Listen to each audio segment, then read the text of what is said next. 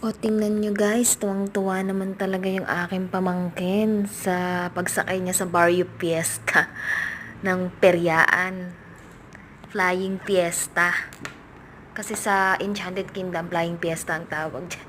Pero ito yung low cost na Flying Fiesta sa loob ng Peryaan. Ayan, dalawa nga lang silang sakay at kaunti lang ang tao ngayon sa Peryaan. Yung kahit mag-isa lang siya, talaga namang ang lakas-lakas ng loob nitong pamangkin ko. Napaka-adventurous. Adventurous. Kasi kahit anong bagay, tinatry niya.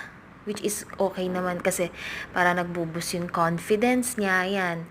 Unlike dun sa iba kong pamangkin, napakaduduwag. Ayan, yun nga.